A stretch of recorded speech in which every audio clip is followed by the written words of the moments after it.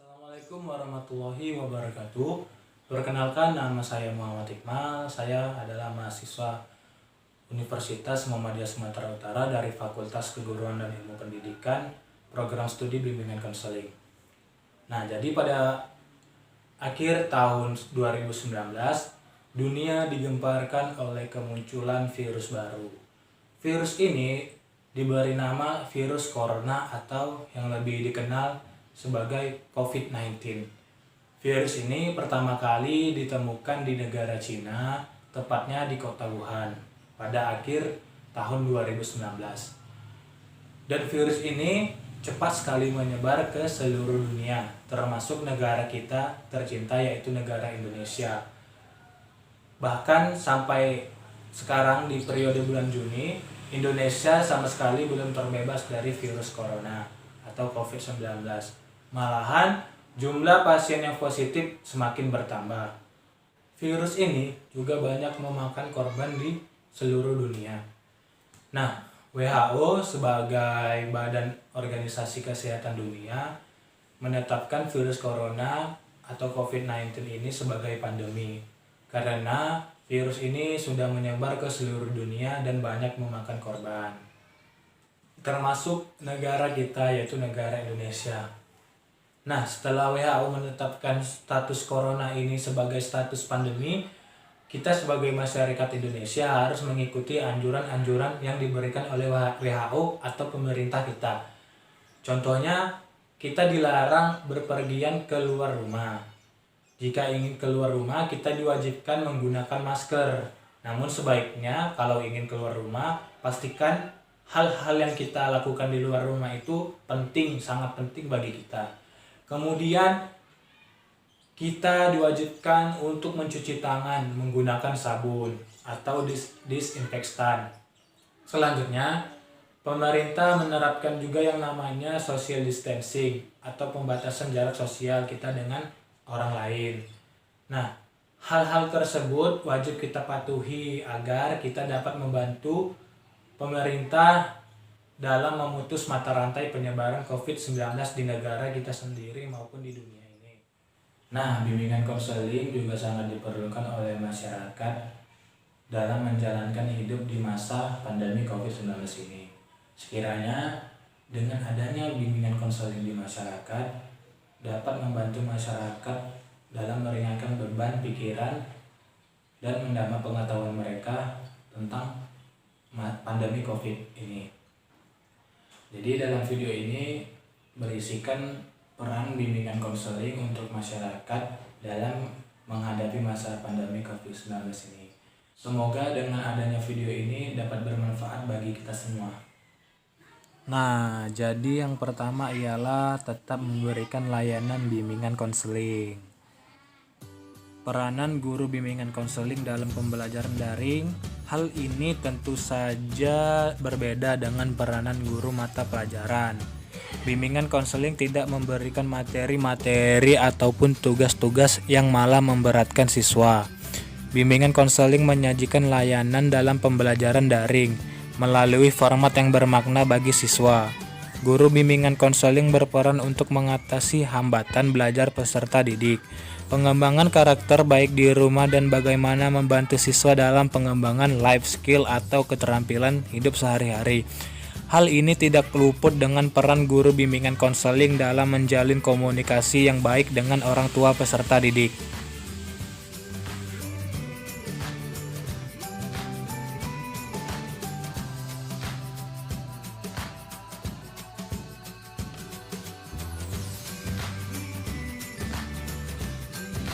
Nah, video yang kedua ialah mengajak masyarakat untuk menggunakan masker saat berpergian. Jadi gunanya kita memakai masker ialah agar kita dapat mencegah diri kita tertular dari virus COVID-19. Adapun saran yang harus dituruti saat menggunakan masker ialah selalu menggunakan masker ketika berada atau berkegiatan di luar rumah tanpa terkecuali. Menggunakan jenis masker kain minimal 2 lapis yang dapat dicuci. Secara rutin mencuci masker kain yang digunakan atau dikerjakan tiap hari. Mengapa kita perlu pakai masker? Masker diperlukan bagi setiap orang agar tidak saling menular virus corona. Ada kesempatan tinggi penularan terjadi ketika orang sakit berinteraksi dengan orang sehat dan orang sehat berinteraksi dengan yang lain juga.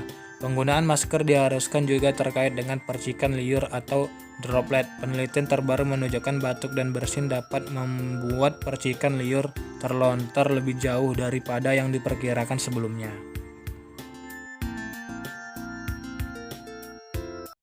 Nah, video yang selanjutnya yaitu saling membantu sesama masyarakat.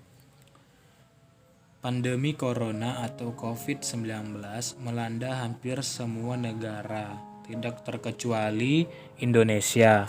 Di tengah kegelisahan menghadapi virus ini, nyatanya jiwa sosial orang kian tumbuh untuk saling membantu mereka yang terdampak COVID-19.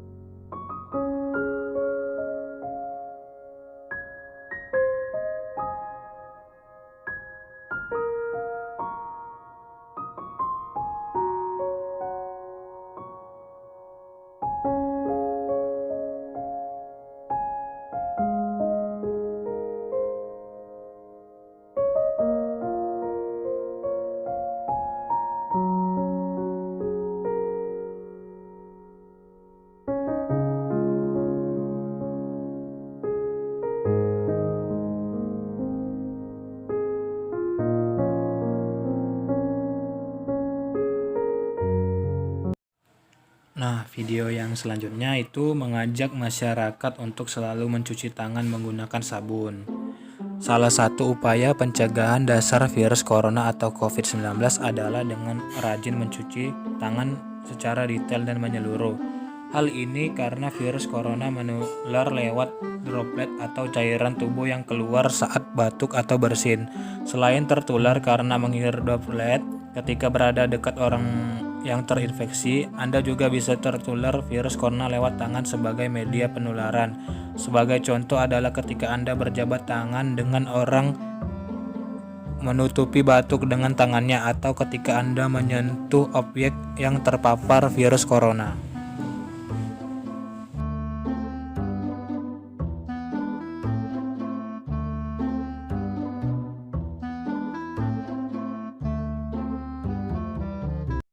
Kemudian video yang selanjutnya yaitu menginformasikan pada masyarakat untuk selektif menerima informasi. Media terkadang menjadi hal yang dapat membuat kecemasan Anda makin menjadi-jadi, karena tidak sedikit media yang memberitakan berlebihan tentang virus corona. Maka pilihlah media yang menurut Anda dapat dipercaya, atau bahkan kurangilah membaca atau melihat media dan fokus terhadap kesehatan diri Anda.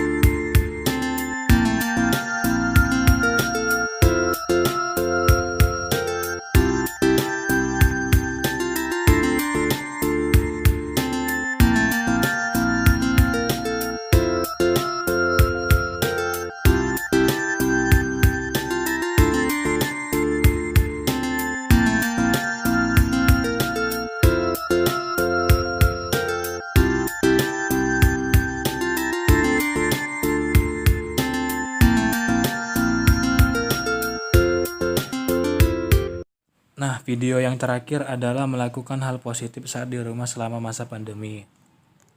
Banyak kegiatan positif yang bisa kita lakukan saat kita berada di rumah. Saat pemerintah melakukan atau menerapkan namanya social distancing atau physical distancing, kita diwajibkan untuk di rumah aja. Nah, jadi agar kita terhindar dari kebosanan saat kita berada di rumah, kita harus melakukan hal-hal yang bermanfaat atau positif bagi diri kita. Contohnya kita bisa bermain gitar, kemudian membersihkan perkarangan rumah atau rumah kita sendiri. Kemudian waktu berkumpul kita dengan keluarga lebih banyak dibandingkan sebelum masa pandemi karena kita selalu berada di rumah bersama keluarga kita tercinta.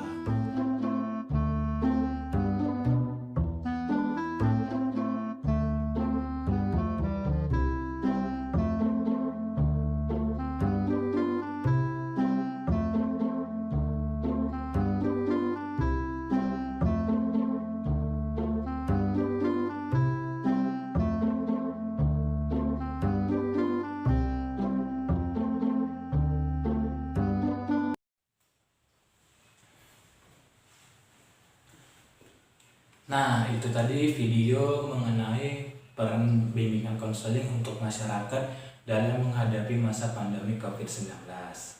Terima kasih telah menonton video ini. Semoga video ini dapat membantu masyarakat sekalian dalam menjalankan kehidupan selama masa pandemi COVID-19 ini.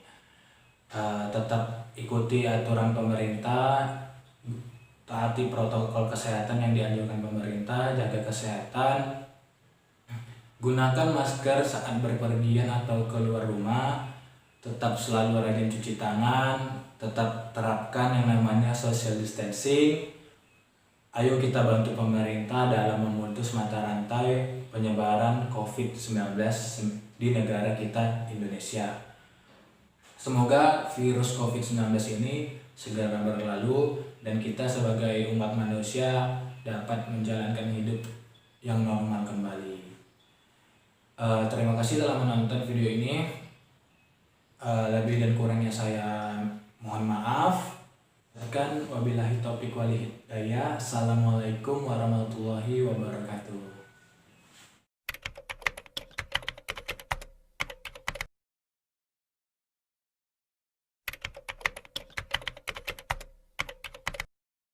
Nah, ini dia ya pertanyaan yang jawabannya paling ditunggu-tunggu oleh banyak orang. Kapan sih pandemi COVID-19 atau virus corona ini berakhir?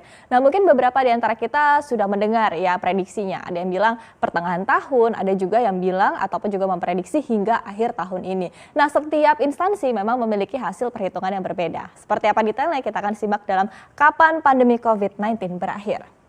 Prediksi pertama datang dari Singapore University of Technology and Design alias SUTD yang merilis perkiraan akhir wabah corona di 131 negara termasuk Indonesia. Nah, model SIR yang diregresikan dengan data dari berbagai negara ini untuk memperkirakan kurva siklus hidup pandemi COVID-19. Dalam data yang pertama disebutkan bahwa negara tetangga kita, Malaysia, diprediksi akan lebih dulu mengakhiri wabah pada 6 Mei. Kemudian disusul negara Singapura yang akan berakhir pada 4 Juni 2020. Nah, sementara di Indonesia sendiri diprediksi bahwa 97% dari kasus akan berakhir pada 6 Juni mendatang. Namun rupanya kemarin per 27 April prediksinya direvisi ya, dipercepat menjadi 4 Juni untuk Indonesia. Nah, sementara itu secara global diprediksi wabah COVID-19 akan sepenuhnya berakhir di akhir tahun, tepatnya ini di tanggal 26 November 2020. Dan meski demikian, pada laman webnya SUTD data When Will COVID-19 End ini mengklaim bahwa data ini ditujukan untuk mendukung penelitian. Artinya sangat mungkin jika data ini terjadi kesalahan. Nah, kemudian kita akan lihat dari dalam negeri. Awal April lalu, pakar statistika Universitas Gadjah Mada UGM juga memprediksi ya kapan pandemi COVID-19 ini akan berakhir di tanah air. Jadi, guru besar dari statistika UGM yaitu Profesor Dr. Dedi Rosadini menyebutkan bahwa akhir pandemi COVID-19 diprediksi akan jatuh pada akhir Mei, tepatnya itu 29 Mei 2020. Nah, ini dengan perkiraannya adalah minimal total penderita positif sekitar 6.174 kasus. Nah, jika kita bandingkan ya dengan perkiraan lainnya, tampaknya prediksi ini cukup optimistis ya, baik dari segi waktu maupun juga jumlah kasus. Nah, model yang digunakan oleh UGM ini adalah model probabilistik yang berdasarkan data nyata ataupun juga probabilistik data driven model dan memperhitungkan dilakukan ini berdasarkan data pasien corona hingga Kamis 26 Maret dengan asumsi telah ada intervensi ketat dari pemerintah sejak minggu ketiga Maret 2020. Lagi-lagi disebutkan bahwa prediksi ini disampaikan pada awal April ya, dan per tanggal 27 April jumlah kasus positif di Indonesia telah mencapai angka 9.096 kasus. Artinya telah melampaui angka yang disebutkan dalam prediksi ini. Kemudian kita akan lihat dari dalam negeri lagi ada juga ramalan dari Lembaga Biomolekuler Eijkman Institute, di mana direktur institusi ini Amin Subandrio ini memprediksi ya bahwa ada 2 skenario puncak kurva penyebaran COVID-19 di Indonesia. Skenario yang pertama adalah penyebarannya cepat sehingga mencapai puncak secara cepat, kemudian jumlah kasus positif ini cukup tinggi begitu. Dan untuk skenario kedua adalah waktu untuk mencapai puncak kasus cukup lama, namun dengan jumlah kasus yang lebih rendah seperti ini kira-kira. Nah, untuk skenario yang pertama, Eijkman memprediksi bahwa puncaknya akan terjadi pada 2 atau 3 minggu mendatang, artinya ini sekitar awal atau pertengahan di bulan Mei ya, dengan jumlah kasus positif yang tinggi sekali yaitu mencapai angka 100.000 kasus. Bayangkan, namun penurunan kasus pun diperkirakan akan turun tajam. Dalam skenario ini, yang paling dikhawatirkan adalah fasilitas kesehatan yang tidak cukup memadai karena lonjakan pasien yang begitu tinggi. Nah, sementara untuk skenario kedua, puncak penyebaran COVID-19 ini akan mundur hingga akhir Mei atau awal Juni 2020. Nah, meski lebih lama namun lonjakan kasus tidak begitu tinggi, dengan catatan bahwa skenario ini bisa berhasil jika masyarakat Indonesia disiplin dalam aturan PSBB ataupun juga melakukan social distancing. Kemudian kita lihat dari tim Fakultas Kesehatan Masyarakat UI juga telah membuat prediksi ya terkait jumlah kasus dan juga waktu puncak pandemi di Indonesia. Nah, mengutip laman resminya ada 2 rilis yang dikeluarkan yaitu pada 26 Maret dan juga di bulan April 2020 ini. Nah, pada rilis Maret lalu yang bertajuk COVID-19 Scenarios Republic of Indonesia Act Now Strategy, tim FKM UI ini membuat 4 skema penyebaran COVID-19 di tanah air. Nah, skema yang pertama ini adalah tanpa intervensi. Kemudian juga yang kedua adalah intervensi rendah, yaitu dengan jaga jarak sosial secara sukarela. Kemudian yang ketiga adalah intervensi moderat, yaitu jaga jarak sosial diwajibkan namun dengan tes massal cakupannya cukup rendah. Kemudian yang terakhir adalah intervensi tinggi di mana jaga jarak sosial diwajibkan, dilengkapi dengan tes massal dengan cakupan tinggi. Kita bisa lihat di sini angkanya masing-masing. Yang tertinggi adalah skenario terparah, yaitu sekitar 2,4 juta masyarakat terjangkit COVID-19 jika tidak ada intervensi, bayangkan. Nah, namun dalam kurva ini terlihat untuk puncak kasus diperkirakan terjadi di sekitar bulan April hingga awal Mei 2020.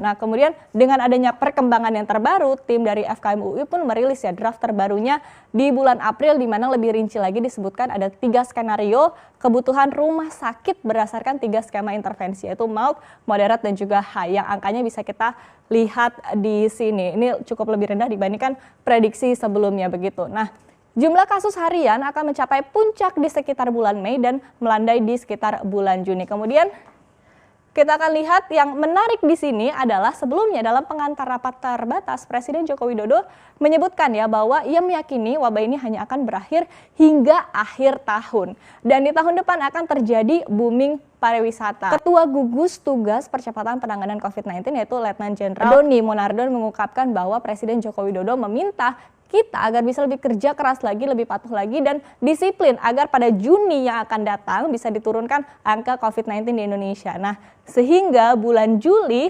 diharapkan kita bisa memulai hidup normal kembali. Ini artinya di sini ada semangat optimisme yang dikobarkan oleh Presiden dengan harapan pandemi ini akan cepat berakhir. Nah, kemudian ada beberapa poin yang perlu menjadi catatan ya untuk prediksi yang tadi sudah disebutkan, mengingat data yang digunakan seperti adalah jumlah pasti kasus positif dan juga kapan sebenarnya pandemi ini tiba di tanah air masih menjadi misteri. Apapun ramalan atau prediksi yang benar, satu yang menjadi catatan penting yaitu kita semua harus disiplin menjaga jarak sosial dan menerapkan protokol kesehatan untuk mencegah COVID-19.